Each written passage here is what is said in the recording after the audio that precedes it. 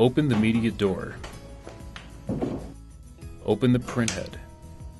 Use a Zebra Preventative Maintenance cleaning swab or pen to wipe along the brown strip on the printhead, or use a lint-free cloth or swab dipped in 99.7 isopropyl alcohol.